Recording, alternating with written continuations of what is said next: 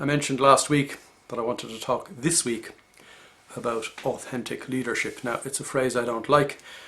I've heard many people, coaches, God help us, life coaches, talking about being authentic, and it's like so many words that are used so many times that in the end they lose all their meaning. And very often some of the people that I have met using this word authentic are the most inauthentic people that I have ever met. In other words, they are pretending to be somebody else.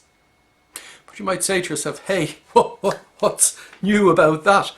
Aren't we all pretending to be somebody else? Yes, certainly if our mind is not fit for purpose, there's that phrase again. Certainly if we are living automatic lives, as we are inherently wired to do, we are living a pretense, we're living a lie, we're not authentic. And yet, the latest research with which I've been involved over the last summer in relation to really effective, inspiring and motivational leaders says that those who are true to themselves are most likely to motivate and inspire and effortlessly lead others. Now, inherent in that phrase, true to yourself, is that you know who your true self is. And unfortunately for most people operating on autopilot, using their ordinary mind, they simply do not know that. Only mindfulness, which develops self-awareness, and by self-awareness that means I kind of know what state I'm in at the moment.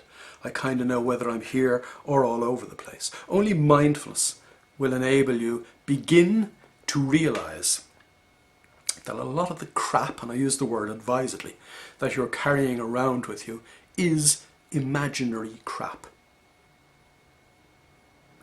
There is a whole concept in cognitive psychology around the so-called conceptual self, who I think I am in layman's terms. Now, unfortunately, we all labour under this illusion, who I think I am. I've never met anybody, for example, who doesn't have perceived inadequacies about themselves. The important word in that sentence being perceived, because we learn who we think we are during our formative years. That is actually what the phrase formative years means. That means we take in snapshots of events that made an impression upon us, for better or for worse, normally for worse, during those years, and now in later life we use that knowledge, and I use that term advisedly, we use that knowledge to make sense of the here and now.